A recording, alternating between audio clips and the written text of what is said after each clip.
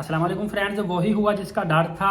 Riyal currency ने छलांग लगा दी है ऊपर या नीचे। आपको पूरी तफसील बताऊंगा कि आने वाले दिनों में क्या बनने वाला है। रियाल रेट में क्योंकि बड़ी तब्दीली आना शुरू हो चुकी है। और एक तो आपको बताता चलूं कि तकरीबन 2.5 करोड़ अफराद अगर पहले अशरे के अंदर रमजान मुबारक में हरम शरीफ में पहुंचा है, तो आप लगा लें कि कितनी ज़्यादा तादाद में लोग रियाल एक्सचेंज करवा के आए होंगे और कितनी ज़्यादा रियाल की डिमांड बड़ी होगी। और ये डेफिनेटली ज़ायरीन की ज़रूरत भी है और इन्होंने हर हालत में रियाल को लाजमी तौर पर एक्सचेंज करवाना होता है। दूसरा आपको बताता चलूँ कि अब ईद उल फितर करीब करीब है, तो आपको पता है कि इंडियन, पाकिस्तानी और बांग्लादेशी कितनी बड़ी तादाद में सऊदी अरबिया में मुकीम है। मेरे ख्याल से कोई 50 से 60 लाख के करीब तो होंगे कुल मिलाकर। तो इन्होंने हर एक वर्कर ने अपने घर में अपने प्यारों को रियाल एक्सचेंज करवाकर करेंसी भेजनी ही भेजनी है, क्योंकि ताकि इनके घर वाले जो हैं वो अच्छे तरीके से ईद अदा कर सके। तो इस हवाले से भी रियाल की डिमांड काफी ज्यादा बढ़ जाएगी, क्योंकि जाहिर है रियाल का लेन देन बढ़ेगा तो डिमांड बढ़ेगी। एक चीज आपने जहन में रखनी है कि रियाल करेंसी में कुछ नए और कुछ पुराने नोट है। जैसे कि 5 रियाल का नोट आप देखेंगे ना, तो पुराना नोट वही कागज वाला सिंपल जैसे पाकिस्तानी इंडियन कागज वाले हैं, और एक वही रियाल वाला नोट प्लास्टिक का भी है। तो सम टाइम जब लोग नया बंदा जो एक्सचेंज करवाने जाता है वो कहता है कि यार ये 5 रियाल वाला कागज का, ये प्लास्टिक वाला, कहीं नकली तो नहीं। तो इस तरह की बात नहीं होती।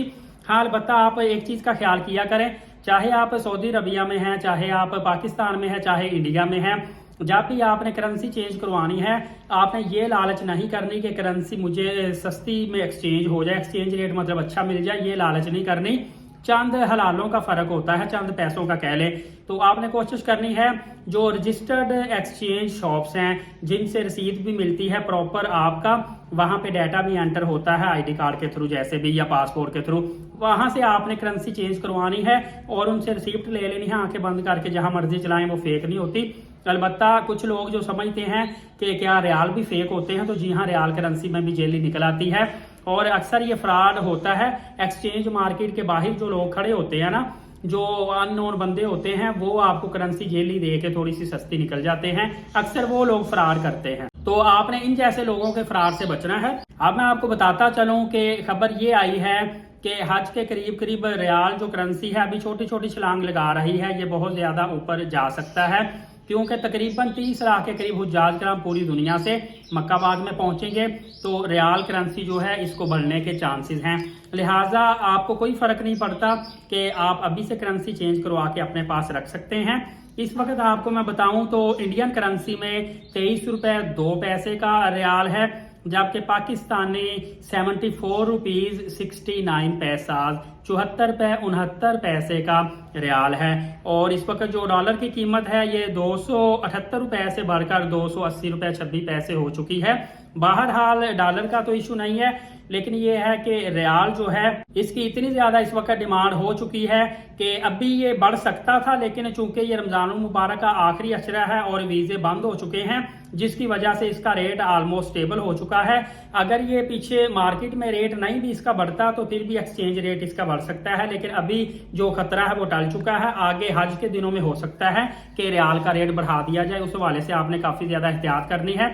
और आपने हमेशा जब भी एक्सचेंज करवाना है सऊदी अरबिया से रियाल, तो आप देखेंगे करीब करीब आपको 3-4 एक्सचेंज शॉप्स मिल जाती हैं।